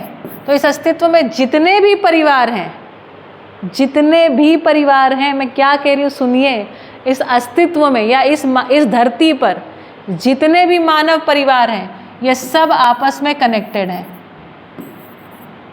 है कि नहीं है कनेक्टेड। इसको मध्यस्थ दर्शन सहअस्तित्ववाद में कह रहे हैं अखंड मानव समाज। हमने क्या बना रखा है, हमने पता चला यहाँ पे बॉर्डर लगा दिया, इधर भारत इधर पाकिस्तान। आपके लगाने से कुछ नहीं होता है, अस्तित्व में एक डिज़ाइन है, ये अस्तित्व का डिज़ाइन है भैया, ये अस्तित्व का डिज़ाइन है। आप अगर अपने रूट्स को देखेंगे तो आपको मिल ही जाएंगे कहीं ना कहीं से, हम सब कनेक्टेड हैं। तो अस्तित्व में क्या है, अखंड मानव समाज, हम सब एक दूसरे से कनेक्टेड हैं। मैं यहाँ इस समय भुज में खड़ी हूँ कहाँ की, मूलतः कानपुर की। और कानपुर में जहाँ हम रहते हैं, हम वहाँ के नहीं हैं, हमारे पिताजी बड़े शहर में आके शिफ्ट हो गए थे, वो एक गांव के हैं, है ना। उस गांव का नाम है जहानाबाद। अब जो हमारी दादी है वो एक और गांव की हैं, ठीक है। अब मेरे मम्मी पापा दो लोगों का संयोग है। हमारी नानी जो है, मेरी नानी का जो मायका था वो बंगाल में, ठीक है। कहाँ, हम बंगाल, फिर यूपी, फिर कहीं और, फिर कहीं और, यहाँ आके अभी हम भुज में खड़े हुए हैं। तो हम इस तरीके से हर जगह कनेक्टेड हैं ही, है ना। अब हम हैं तो हमारे श्रीमान जी हमारे साथ में, इनका एक परिवार है। जहाँ हम रहते हैं अभी वो भी हमारा गांव नहीं है, हमारा एक और गांव है। गांव में हमारे परिवार का कोई नहीं रहता, हमारे परिवार के सारे लोग केन्या में रहते हैं। हमारे परिवार की मैं बात बता रही हूँ आपको, केन्या में रहते, इनके परिवार की, है ना। तो वहाँ के सारे लोग केन्या में नहीं थे, कुछ लोग वहाँ से शिफ्ट होकर लंदन चले गए, कुछ लोग अमेरिका चले गए, कुछ लोग कनाडा चले गए।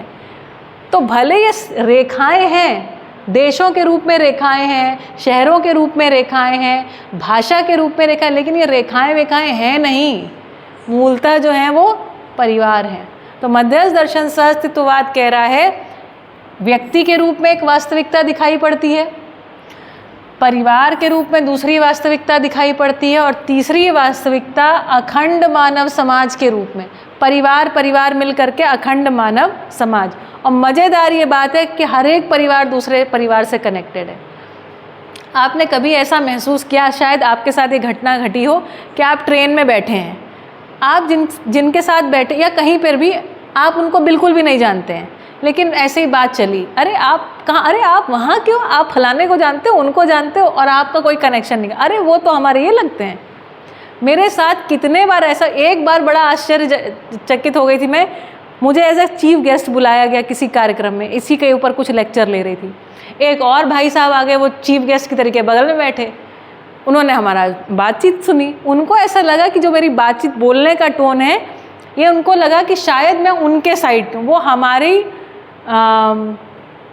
हमारे पिताजी के गांव के बगल वाले गांव के निकल आए, यहीं भुज में।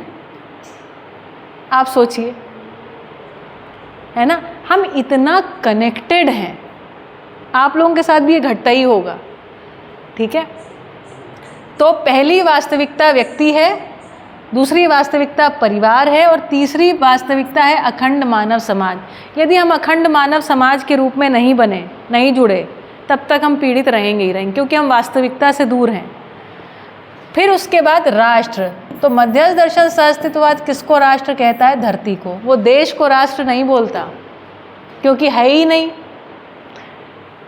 राष्ट्र मतलब धरती, और धरती का मतलब होता है 4 अवस्था: पदार्थ, प्राण, जीव और ज्ञान। वाह वाह, बढ़िया, रटने लगा है। ठीक, तो मध्यस्थ दर्शन किसको राष्ट्र बोलता है? जब ये चारों अवस्था संतुलन में आ जाएंगी, मतलब ज्ञान अवस्था की इकाई मानव का आचरण निश्चित हो जाएगा, तब कह रहा है कि हम राष्ट्र बनेंगे। अभी हम कुछ नहीं हैं, अभी हम जो कर रहे हैं पागलपन है। कहीं लाइन खींची, कहीं लाइन खींची, वहाँ लेके तोप, वहाँ लेके गोला बारूद बरसा रहे हैं, धरती खराब कर रहे हैं। तो राष्ट्र तो होना शेष है। अंतरराष्ट्र किसको कह रहे हैं? ये जो अनंत ब्रह्मांड के स्तर पर हमारी भागीदारी है। जैसे सूरज जो है वो एक राष्ट्र, बृहस्पति भी एक राष्ट्र, चंद्रमा भी एक राष्ट्र, और इस तरीके से धरती भी एक राष्ट्र। इन राष्ट्रों के बीच में जो एक संतुलन आना है, उसको बाबाजी कह रहे हैं अंतरराष्ट्र। अब अंतरराष्ट्र का मतलब देखो, जैसे सूरज है और ये धरती है ना, ये सन और ये अर्थ। तो सन जो है उसकी ताप को, उसके ताप या उसकी जो ऊष्मा है ना, उसको ये धरती पचा रही है। धरती पचा के समृद्ध हो रही है, और जैसे जैसे सूर्य ठंडा होगा तो इसमें पदार्थ अवस्था अधिक विकसित होगी और अधिक भारी नाभिक वाले परमाणु बनेंगे। अभी वहाँ पर क्या है? केवल हाइड्रोजन और हीलियम। ठीक है, इन सब चीज़ों को आप YouTube पे सर्च करेंगे, आपको खूब मिलेगा। अधिक विकसित प्लैनेट किसको बोलते हैं? जिसमें पदार्थ अवस्था पूरी समृद्ध हो, प्राण अवस्था हो और बढ़िया, जीव अवस्था हो और बढ़िया, ज्ञान अवस्था हो बहुत बढ़िया। ठीक है, तो ये बता रहे हैं मानव मतलब मानव जाति। मानव जाति एक। आपको एक और अच्छी बात बताती हूँ, देखो बाबा जी कह रहे हैं मानव जाति एक। जानते हो क्यों? क्योंकि ये सारे के सारे जो ये व्यक्ति हैं, व्यक्ति क्या है? एक तो शरीर है और दूसरा क्या है? जीवन। सारे के सारे जीवन 61 अंश के परमाणु, सारे के सारे जीवन में आशा, विचार, इच्छा, सारे के सारे जीवन में मन, वृत्ति, चित्त, बुद्धि, आत्मा। तो हम सब एक ही परमाणु, एक ही जैसे हैं। जैसे लोहे के सारे परमाणु, उनका एक जो स्ट्रक्चर होता है वो सेम होता है, सारे के सारे आचरण एक ही प्रस्तुत करते हैं। ऐसे ही समस्त मानव जो है ना, मूल रूप से क्या है? हम जीवन की अभिव्यक्ति है मानव के रूप में। जीवन ही अभिव्यक्त होता है शरीर के माध्यम से, तो जीवन को अभिव्यक्त करते हैं मानव रूप में शरीर के द्वारा। तो जीवन में इसीलिए हम सब विश्वास सब लोग चाहते हैं, सम्मान सब लोग चाहते हैं, इसने क्योंकि हम सब एक ही जैसे हैं। इसमें स्त्री पुरुष, क्षेत्रीयता, भाषा, जातीयता है ना, आपकी इसके अलावा भी जितने भी प्रकार के वो हैं है ना, भेदकारी मानसिकताएं, उसका कोई लेना देना नहीं है। मानव जाति एक। जैसे सभी जो एक प्रकार के परमाणु होते हैं ना, वो भी एक जगह इकट्ठे होकर एक अणु के रूप में आ जाते हैं। इसी प्रकार से चूंकि मानव ये सारे के सारे जीवन 61 अंश के परमाणु है, इनकी भी ये टेंडेंसी है कि हम, क्योंकि हम एक ही हैं, होने के रूप में है, रहने के रूप में नहीं है। मतलब जब अभिव्यक्त हो रहे हैं तो फिर ऊट पटांग हो जा रहा है, उसी को हम कह रहे हैं भ्रम। अब ये ऊट पटांग जो है इसको बंद करना है, समझ जाएंगे बंद कर देंगे। आदमी में मज़ेदार बात है ना, कल्पनाशीलता है, समझ सकता है, समझ जाता है, बंद कर देता है। जैसे अभी आपको पता है ना 2 और 2 कितना? 4। 5 बोल के दिखाओ, कोई नहीं बोलेगा। मैंने आपको बताया था ना, एक आज से 100 साल पहले तक लोगों को गुलाम बनाया जाता था, खरीदते थे, बेचते थे। आपकी कल्पना से भी परे कि ये किया जाए आपके साथ। अरे आज से 20-25 साल पहले बच्चों को खूब पिटाई करते थे, कुटाई करते थे, है ना। बहुत सारे देशों में बच्चे को पिटाई करने पर रोक लगा दी गई है। अगर बच्चे को माता पिता मार पिटाई करते हैं तो बच्चे फ़ोन करते हैं, चाइल्ड क्या वो एजेंसी बोलते हैं, चिल्ड्रंस कुछ एजेंसी रहती है, तो उनके पेरेंट्स को पनिशमेंट मिलती है। कह रहे हैं बच्चे को आप मार नहीं सकते, बच्चे को भय से नियंत्रित नहीं करना। आदमी, पूरी मानव जाति इस बात को समझ रही है कि दंड से मानव नियंत्रित नहीं है, दंड नहीं देना चाहिए, हर्ट नहीं करना चाहिए हमको। बच्चे को हर्ट करना अपराध है। यहाँ तक कि इंडिया में भी आ गया ना, अभी बच्चे टीचर जो हैं वो डंडा वंडा चला नहीं सकते हैं।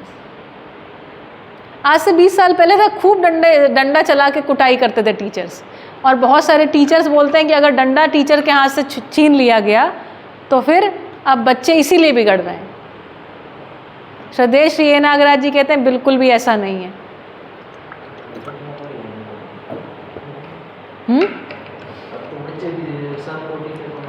हाँ, क्योंकि ना समझ में नहीं आ रहा, ना टीचर को कुछ समझ में आ रहा है, ना बच्चों को समझ में आ रहा है। देखो एक छोटी सी बात कर लेते हैं। जो जानवर है ना बेटा, जीवावस्था, अभी हम भौतिकवादी आदर्शवादी दोनों विधि से आदमी को जीव माना, तो जीव जानवर जो हैं वो भयपूर्वक नियंत्रित होते हैं, भयपूर्वक नियंत्रित होते हैं। ये है भयपूर्वक नियंत्रित। ये डंडा, डंडा को एक संस्कृत का शब्द होता है दंड, दंड का मतलब ही होता है स्टिक, छड़ी, डंडा। तो ये जो जीव जानवर हैं ये डंडे से नियंत्रित होते हैं। डंडा इनका, डंडा से नियंत्रण को स्वीकार करते हैं। डंडे से नियंत्रण को स्वीकार करते हैं। और इनमें एक चीज़ देखिए, जैसे आप मान लीजिए आपकी किसी मित्र से झगड़ा हो गया है ना, और उसने अपना हॉकी लेके और मार कुटाई कर दी, आप जिंदगी भर इन बातों को नहीं भूलेंगे और मौका लगा उसको भी बताएंगे, ठीक है। लेकिन जो पशु है आप उसको डंडे से, गाय को है ना, रोज ही आप देखते होंगे गाय भैंस कुत्ता आदि को ये दंड से नियंत्रित करते हैं। जो कुत्ता है वो भूल जाता है, कुत्ता ये याद नहीं रखता कि देखो इसने मेरे को डंडे से ऐसे ऐसे किया, इसको दूध नहीं दूंगी। गाय नहीं बोलती कि दूध नहीं दूंगी। तो जो जीव जानवर है ना, उनमें भयपूर्वक, दंडपूर्वक नियंत्रित होने का अस्तित्व सहज डिजाइन है। क्यों ये डिजाइन है? इसका डिजाइन भी इस कारण से है ताकि ये मानव के लिए पूरक हो सके भाई। तो उन्हीं पशुओं को जो डंडे से नियंत्रित हो जाते हैं उनको आपने नाम दिया है पालतू पशु। जो घोड़ा होता है उसको चाबुक से नियंत्रण कर लेते हैं, गाय को डंडे से कर लेते हैं। जितने भी पशु हैं जो मानव के लिए पूरक हैं, ऐसे सारे पशु दंड से नियंत्रित होते हैं और इस नियंत्रण पूर्वक मानव के लिए पूरक हो जाते हैं। किस तरीके से पूरक होते हैं? अपना श्रम, इस श्रम को वो नियोजित कर लेता है। जैसे बड़द से खेत को जोत लेता है ना, इस प्रकार से वो नियंत्रित हो जाते हैं। मोटा मोटा आप बात समझ गए? समझ में आया? तो जीव जानवर में भयपूर्वक नियंत्रित या दंड पूर्वक नियंत्रित होने का डिजाइन है, होने का डिजाइन है भाई।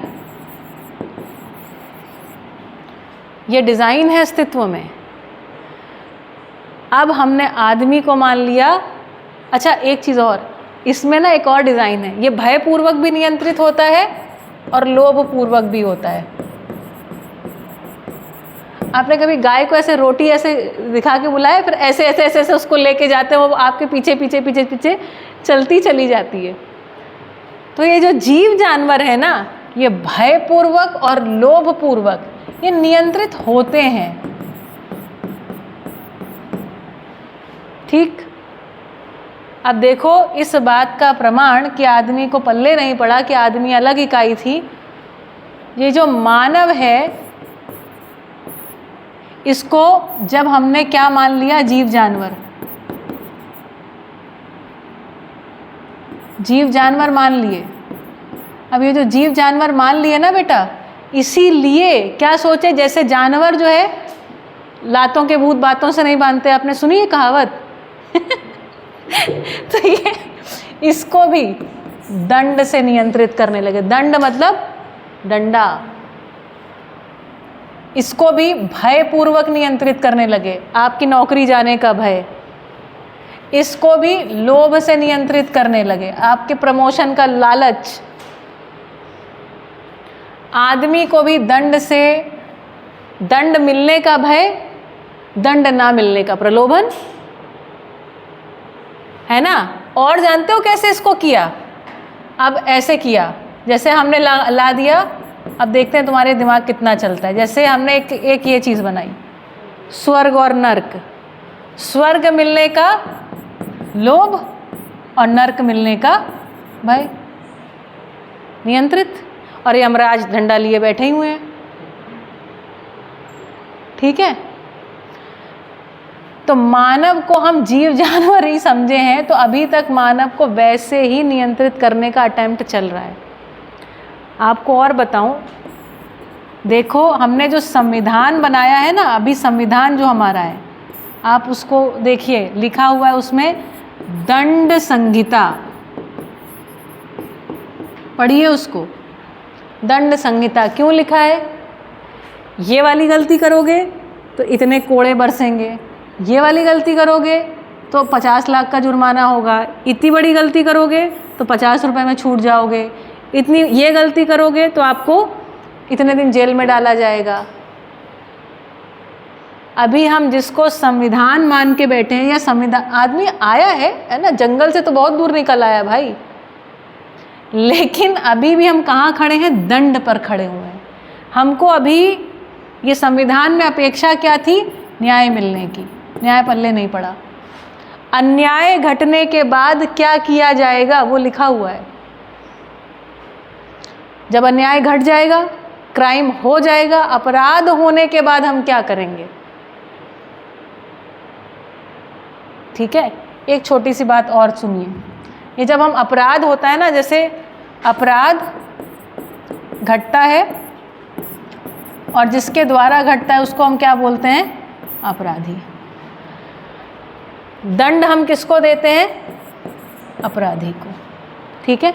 लेकिन जब अपराधी कोई बनता है ना, तो अपराधी अकेले में तो बनता नहीं। कोई बच्चा एकदम जन्म से तो अपराधी होता नहीं, उसके पीछे बैकग्राउंड में बहुत सारे लोगों के साथ उसका कुछ इंटरेक्शन होता है।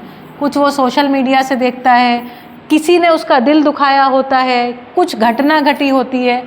तो जब अपराध घटता है तो ये जो अपराधी है ना, उसकी मानसिकता बहुत सारे लोगों के इंटरेक्शन से निर्माण होती है ना। अकेले में तो कोई अपराधी बन नहीं जाता है कि पैदा हुआ और सीधा अपराधी, ऐसा नहीं होता है। उसके बैकग्राउंड में बहुत सारी घटनाएं घटती हैं। दंड हम किसको देते हैं? केवल इसको। या मान लो इसको सुधार उधार भी कुछ करते हैं तो केवल किसका? केवल इसका। और ये जो लोग हैं ना, ये सारे के सारे लोग यही दूसरे के साथ घटनाएं करते रहते हैं। किसी को कुछ बोल दिया, किसी का कुछ घटनाक्रम चलते रहता है। केवल और केवल अभी हम इस पे फोकस हैं। अब ये आदमी जो कुछ भी ऊटपटांग बोल रहा है, इसने भी किसी से सुना होगा। इसके साथ भी ऐसे हजारों लोग कनेक्टेड हैं, इसके साथ भी कनेक्टेड हैं। तो इन सबकी मानसिकता में जो ऊटपटांग बैठा हुआ है ना, ये सब आया कहाँ से? शिक्षा से आया। शिक्षा समाज भी देता है, शिक्षा परिवार भी देता है, शिक्षा स्कूल भी देता है। तो परिवार, समाज और स्कूल की शिक्षा में बदलाव किए बिना हम अपराध को रोक नहीं सकते। अभी हमने क्या सोचा? दंड देने से, दंड दे दिया तो लेसन सिखा दिया। कोई लेसन मिलता नहीं है। इस बात का ये प्रमाण है, दंड जाने कब से दिया जा रहा है, अपराध केवल और केवल बढ़ रहे हैं। इसका मतलब दंड विधि से, भय विधि से, प्रलोभन विधि से, स्वर्ग नरक का भय भी बहुत लंबा समय चला। मान ही नहीं रहे। अब लोग कहते हैं हम मानते ही नहीं हैं। जाओ, अब क्या कर लोगे? स्वर्ग नरक देखा तो किसी ने है नहीं। तो आदमी को 3 तरीके से नियंत्रित करने का प्रयास किया, भय, प्रलोभन। अब ये तो देखो आँख के सामने दिखता है भय और प्रलोभन। एक तीसरी विधि से जिसको हमने कहा है आस्था। आस्था का मतलब होता है जाने बिना मानना, जाने बिना मानना। जैसे जाना, हम स्वर्ग नरक जानते नहीं हैं, मान लिया स्वर्ग नरक होता है ना। तो जैसे उदाहरण इसका दे रहे हैं, उदाहरण स्वर्ग और नरक, नहीं जानते कुछ, एक कल्पना है दिमाग में कि यहाँ बहुत ही खराब होता है, यहाँ बहुत अच्छा होता है, ठीक है। तो एक ये भी विधि, अब ये वाली विधि भी काम नहीं कर रही है, ये भी काम नहीं कर रही, ये भी काम नहीं कर रही, ठीक। तो मानव, अब देखो मध्यस्थ दर्शन क्या बता रहा है, मानव को परंपरा में, परंपरा मतलब आज तक, परंपरा में नियंत्रित करने के लिए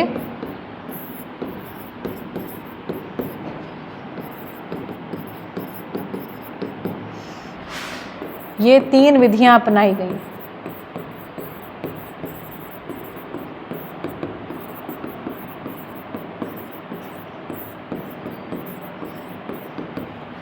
ठीक है। मध्यस्थ दर्शन क्या बता रहा है, वो कह रहा है भाई देखो मानव नियंत्रित होना चाहता है, रहना चाहता है, मजे से रहना चाहता है। मध्यस्थ दर्शन कह रहा है बड़ा सिंपल है भाई, मानव ज्ञानावस्था की इकाई है, ज्ञान प्लस अवस्था या ज्ञानावस्था, मानव ज्ञानावस्था की इकाई है। बड़ा सिंपल है, कह रहा है कि मानव समझ पूर्वक नियंत्रित है भाई, समझ पूर्वक, स्वयं स्फूर्त, स्वयं स्फूर्त मतलब ऑटोमेटिक। मानव समझ पूर्वक स्वयं स्फूर्त नियंत्रित है, इसको नियंत्रित करना ही नहीं है।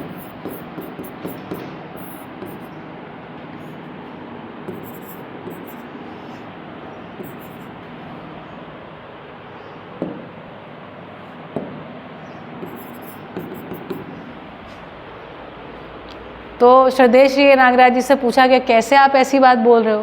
कह रहे हैं जैसे ही बच्चे को जोड़ना सिखाते हैं, 2 + 2 4, 3 + 3 6, 9 + 9, गलत बोल ही नहीं सकते आप बोल के ट्राई कीजिए, 9 और 9 27 बोलिए, आपको अंदर से लगेगा जैसे कोई रोक रहा है, आप इसको फील कर पाएंगे।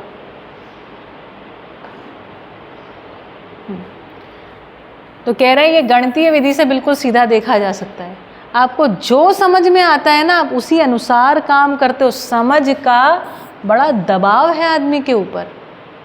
जैसे मान लो हमने समझ लिया कि पैसा बहुत ज़रूरी चीज़ है, आपके समझ में आ गया, अब ये सही है गलत है ये भूल जाओ, लेकिन आपने इस बात को समझ मान लिया, ये सही समझ है।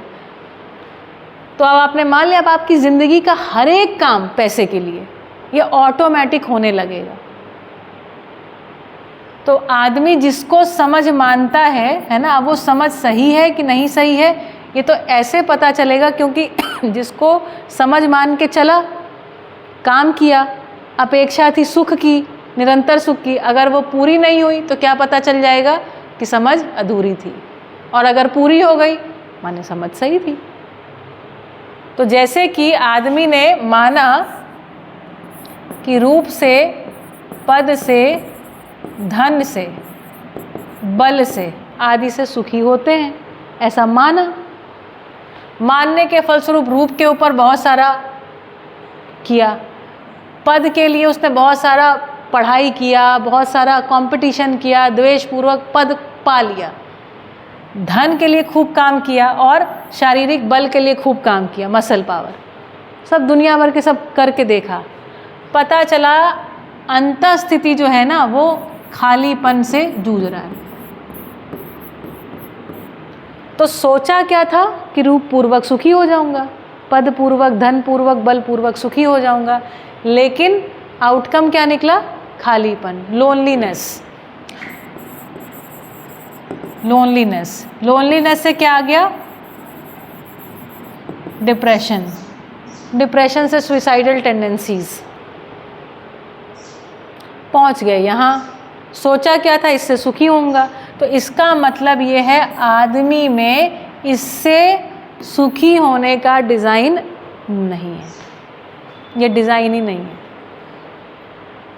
रूप पद धन बल आदि की एक आवश्यकता है, अभी हम इसको समझे नहीं हैं, समझ ही नहीं पड़ा, पल्ले ही नहीं पड़ रहा है। ये क्यों हो रहा है, ये भी क्वेश्चन मार्क है। ये बेसिकली मूल्यों की कमी के कारण, संबंधों में विश्वास नहीं है, जो हमारी परस्परता है उसमें सम्मान हमको मिल नहीं रहा है। सोच रहे हैं गाड़ी से सम्मान मिलेगा, अच्छा बंगला बनाने से सम्मान मिलेगा, वो एक्चुअली हो नहीं रहा है। आपको एक और मज़ेदार बात बताती हूँ, देखो ये बहुत मज़ेदार चीज़ है अगर पल्ले पड़ जाए तो।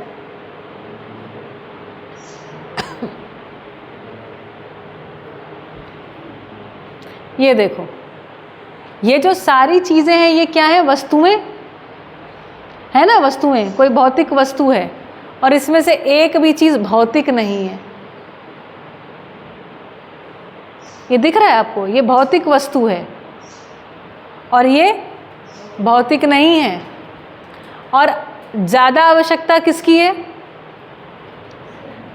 24/7 चाहिए हमको। ये 1 मिनट भी अगर इसमें से कोई भी चीज़ कम होती है हम परेशान हो जाते हैं, हमारा दिमाग वहीं चलता रहता, कौंधता रहता है हमेशा। ये थोड़ा कम चले तो हम लोग कहते हैं ना, नमक रोटी खा लेंगे भाई, प्यार से रहो, है ना, क्या है, ऐसी बातें भी आदमी बोलता है। ये भरा हो और ये खाली हो, ये नहीं चलेगा। ये भरा हो, इसमें थोड़ी कमी चल जाएगी, आदमी को शेयर करके खा लेगा। ये हमेशा हमेशा सेकेंडरी है ही, और इसकी इन किसी भी चीज़ों की, है ना, यहाँ पर एंट्री नहीं है।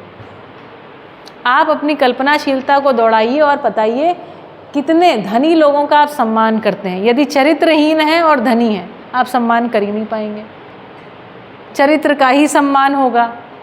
ऐसा व्यक्ति जो आपके लिए सहयोगी है, विश्वास पात्र है, उसी को आप सम्मान करोगे, कर ही नहीं पाओगे, आपके अंदर डिज़ाइन ही नहीं है। आपका नहीं पता, मेरा भाई जब भी आपकी उम्र का था ना, वो बहुत गुस्सा करता था। कुछ लोगों का, हमारी माताजी बोलती थी बेटा ज़बरदस्ती पैर छुओ, उसका मन ही नहीं करता था उनके पैर छूने का, उनके बारे में उसको वो अच्छे नहीं लगते थे उनको, है ना, उसको, तो वो बहुत गुस्सा हो जाता था कि मेरे से पैर छूने के लिए मत कहा करो, मैं नहीं छूँगा इनके पैर, ये अच्छे व्यक्ति नहीं है ना। तो वो बहुत रिटेलिएट करता था, है ना। तो सम्मान का डिज़ाइन जानते हो क्या है, सम्मान का एक डिज़ाइन है। बाबा जी कहते हैं ऐसा है बेटा, श्रेष्ठता का सम्मान होता है, करना नहीं होता है, करना नहीं होता है, होता है तुमसे। तुम बिना सम्मान किए नहीं रह पाओगे, और वो सम्मान आपके भाषा, भाव, भंगिमा, मुद्रा, अहंकार, आपके पूरी बॉडी लैंग्वेज में दिखाई पड़ता है। आप किसी का सम्मान करते हैं या अपमान, उसके लिए आपको ज़रूरी नहीं कि ऐसे एकदम खड़े होकर और आपके मन में कुछ और हो। हर व्यक्ति को हर कुछ पता ही चल जाता है, आपकी आँख से, आपके पूरे बॉडी लैंग्वेज से पता चलता है तो कह रहे हैं डिज़ाइन ये है, ये डिज़ाइन है भैया, श्रेष्ठता का सम्मान होता है। रूप, पद, धन, बल के आधार पर हम किसी का सम्मान कर ही नहीं पाते हैं, फिर भी ये सोचते हैं कि शायद मेरा हो जाएगा। किसी का हो नहीं रहा है, कोई किसी का नहीं कर रहा, उसके आधार पर केवल द्वेष होता है। आप अगले से कंपटीशन में आके आप भी उसकी दौड़ में शामिल हो जाते हैं। ठीक कह रही हूँ, ये घटता है। रूप, पद, धन, बल के आधार पर जब कंपैरिजन होता है, द्वेष होता है, कोई सम्मान सम्मान नहीं होता। गाड़ी के आधार पर, मकान के आधार पर, और मकान के अंदर की जितनी भी वस्तुएं हैं उनके आधार पर केवल कंपटीशन चालू होता है, कोई सम्मान वम्मान किसी का नहीं होता। हुआ नहीं है, आज तक नहीं हुआ भाई, अब क्या होगा। ठीक है, चलिए तो एक बार रिवाइज करा देते हैं, फिर आप इसको लिखिए। सत्र को उसके बाद रोकेंगे। हाँ देखो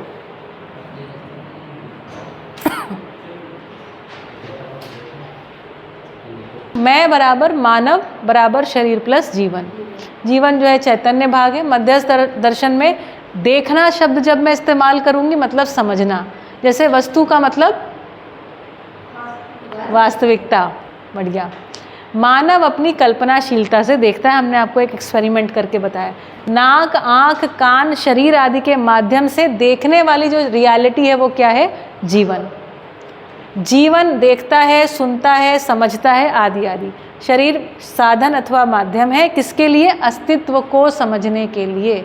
अगर हमको समझ में नहीं आया तो हम द्वंद्व में, उलझन में रहेंगे, और उलझन बिल्कुल भी तृप्तिदायक नहीं है। अगली बात, जीवन क्रिया को हमने शुरू किया है, ये तो लंबा चलेगी।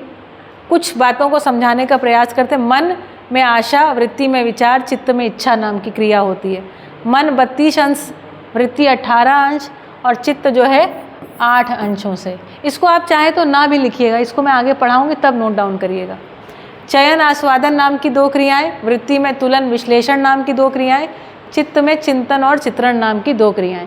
शिक्षा का कार्यक्रम ये है कि न्याय धर्म सृष्टि, न्याय धर्म सत्य दृष्टि का उदय हो, जिसको हम कह रहे हैं शिष्टतापूर्ण दृष्टि का उदय, जिसके फलस्वरूप आप चिंतन क्षेत्र में पहुँचें। जो चिंतन क्षेत्र में पहुँचे मतलब प्रबुद्ध हुए, ठीक है। ये एक अपेक्षा है जो अभी तक पूरी नहीं हुई है। भौतिकवाद के हिसाब से, भौतिकवाद जिस शिक्षा में आप पारंगत होकर के आए हैं, अभी जो आपकी शिक्षा जितना आप पढ़ के आए 12th तक, मूलतः भौतिकवाद को पढ़ के आए। घर में जो आपको सुनाया गया वो आदर्शवाद सुनाया गया है, स्कूल में भौतिकवाद। मानव को शरीर मानते हैं तो शरीर की केवल आवश्यकता इतना पहचाना, तो पूरी शिक्षा किसके लिए आ गई? आजीविका के लिए, है ना। आजीविका मात्र से काम नहीं बनेगा। आदर्शवाद जो है वो कहता है मानव शरीर है ही नहीं, ये तो मिथ्या है, संसार मिथ्या है, जगत मिथ्या। क्या है हम? चैतन्य है या आत्मा है? आत्मा ब्रह्म में विलय हो जाए, ये कुछ ऐसा कंसेप्ट है। तो रोटी, कपड़ा, मकान, संसार आदि का त्याग करो, बात खत्म करो। ना उत्पादन करना है, ना कुछ करना, कुछ नहीं करना है, सब छोड़ो, सब छोड़ो और परमात्मा का भजन करो। इस पे हम और विचार करेंगे आगे, ठीक है। सहअस्तित्ववाद क्या कहता है? मध्यस्थ दर्शन सहअस्तित्ववाद कहता है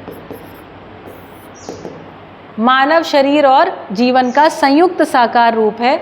शरीर गौण है, जीवन प्राथमिक है। जीवन के लिए साधन है शरीर, माध्यम है शरीर। शरीर के माध्यम से सहअस्तित्व को या अस्तित्व को समझता है जीवन। इसकी आवश्यकताएं भी आवश्यक है, इनको पूरा करना है। पर ये होंगी कैसे? जब जीवन जो है वो भरा हुआ है मूल्यों से। जब मानव की परस्परता में विश्वास, सम्मान, स्नेह, कृतज्ञता आदि मूल्य रहते हैं, तो ऐसे व्यक्ति मिलजुल करके सारा उत्पादन करते हैं और अच्छे से अपना शरीर का पोषण संरक्षण करते हैं, चारों अवस्था में संतुलन रखते हैं। अभी सारा फोकस यहाँ है। आदमी का विश्वास, सम्मान गया तेल लेने। धन्यवाद, ठीक है।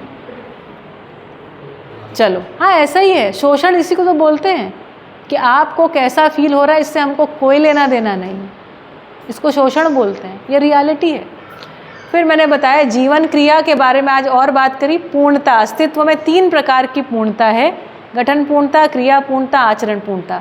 गठन पूर्णता के बाद ऑटोमेटिक क्रिया पूर्णता की तरफ गठन पूर्ण परमाणु चैतन्य हुआ। मानव के रूप में, जिज्ञासु मानव संतान के रूप में शोध को करते चले आए। कब तक? जब तक क्रिया पूर्ण नहीं हो गए, मतलब सार्वभौमिक सत्य की पूर्ण स्पष्टता नहीं हो गई। इसको शिक्षा विधि से हम आचरण पूर्णता तक लेके जाते हैं, क्योंकि पदार्थ का भी आचरण निश्चित, प्राण का भी, जीव का भी, तो मानव जाति का भी आचरण निश्चित होगा। इस होने के लिए आचरण पूर्णता अगला और अंतिम बिंदु है। इसके बाद इसकी आवर्तनशीलता बन जाती है। फिर मैंने कहा मानव का मतलब है, जब मैं मानव बोलती हूँ मतलब आप और मैं नहीं बोल रही हूँ। मानव का मतलब मानव जाति कह रही हूँ। मानव जाति एक, इसका आधार बताया क्योंकि हम सभी मूल रूप से जीवन अभिव्यक्त हो रहा है। शरीर तो हमारे साधन है केवल। तो जीवन 61 अंश का परमाणु, सभी में मूलभूत चाहत एक ही है, एक ही होगी, क्योंकि सब एक ही हैं ऑलरेडी, ठीक है। तो मानव जो है व्यक्ति, परिवार, अखंड मानव समाज, राष्ट्र और अंतर्राष्ट्र। व्यक्ति मतलब एक व्यक्ति के रूप में समझ रहती है, परिवार के रूप में आचरण, और सभी परिवारों की परस्परताएं आपस में जुड़ी ही हुई हैं। हम ऑलरेडी संबंध में हैं ही। है ना, केवल उसको ठीक से निर्वाह करना नहीं आ रहा है, उतना ही काम है। तो इस तरीके से अखंड मानव समाज, राष्ट्र मतलब पदार्थ प्राण जीव ज्ञान चारों अवस्था को हम यहाँ पर राष्ट्र कह रहे हैं, इसलिए धरती एक राष्ट्र है। और अंतर्राष्ट्र का मतलब है सभी अनंत ब्रह्मांड के स्तर पर जितने भी पिंड आदि हैं। फिर मैंने आपको थोड़ा समझाया कि अभी ये दंड वाली बात जहाँ से कहीं से निकल आई थी, तो जीव जानवर में भयपूर्वक लोभपूर्वक नियंत्रित होने का डिज़ाइन है। इस डिज़ाइन पूर्वक ही मानव कुछ पशुओं को पालतू बना लेता है, जिसके कारण से वो पशु पूरक हो जाते हैं मानव के लिए, ठीक है। तो वो दंड से नियंत्रित होते हैं और वो ग्रज नहीं रखते हैं, मन में ये नहीं रखते हैं कि इससे बदला लूँगा मैं, वो सब उनके दिमाग में तुरंत वो नियंत्रित होकर के जो काम करना है कर दिया, उसके बाद भूल जाते हैं। तो जीव जानवर में ये डिज़ाइन है, मानव का ये डिज़ाइन नहीं है। मानव को भी जीव जानवर, वो तो भौतिकवाद में तो सीधा बोलते हैं ना, सोशल एनिमल, है ना, तो सीधा ही दंड से, भय से, लोभ से नियंत्रित करते हैं। जॉब में हमने जैसे आपको उदाहरण दिया, भय से, लोभ से, है ना, इसी तरीके से आदर्शवाद ने भी आदमी को जीव बोला, प्राणी बोला, है ना, और उसको स्वर्ग नर्क इस आस्था से, आस्था मतलब जो जानते नहीं मान लो बस, केवल स्वर्ग नर्क होता है ना, तो इस तरीके नर्क के भय से और स्वर्ग के प्रलोभन से नियंत्रित करने का प्रयास किया। आदमी का डिज़ाइन ही नहीं नियंत्रित होता ही नहीं, हुआ ही नहीं अभी तक। तो अभी भौतिकवादी विधि से जो अभी हमारी व्यवस्था है, जिसमें संविधान एक भाग है, हर एक जिसको हम क्षेत्र को राष्ट्र बोल रहे हैं, जैसे इंडिया, यूएस, ये सबका अपने कॉन्स्टिट्यूशंस होते हैं। वहाँ पर जिसको अभी हम संविधान बोल रहे हैं वो मूलतः दंड संहिता है। अपराध घटने के बाद फिर कैसे हम उसको दंड क्या देना है, इसको बोल रहे हैं संविधान। बाबा जी के हिसाब से ये संविधान नहीं है, न्याय नहीं समझ में आया क्या संविधान। फिर मैंने आपको ये अपराधी वाली बात बताई, इसको याद रखिएगा, एक छोटी सी बात है मात्र। मानव को परंपरा में नियंत्रित करने के लिए 3 विधियां अपनाई गई, काम किसी ने किया नहीं, आदमी नियंत्रित हुआ नहीं, आचरण अनिश्चित बना हुआ है। बाबा जी कह रहे हैं मानव ज्ञान अवस्था की इकाई है, ज्ञान पूर्वक या समझ पूर्वक स्वयं स्फूर्त नियंत्रित है। सटीक समझेगा, सही अपने आप नियंत्रित हो जाएगा, ठीक है। बस चलिए, तो अब आप इसके नोट्स बना लीजिए, है ना। कुछ जो कहानियाँ हैं उनको आप एक उसमें लिख लीजिएगा बस केवल। ओके, तो बस इसी के साथ आज के सत्र को रोकते हैं। धन्यवाद।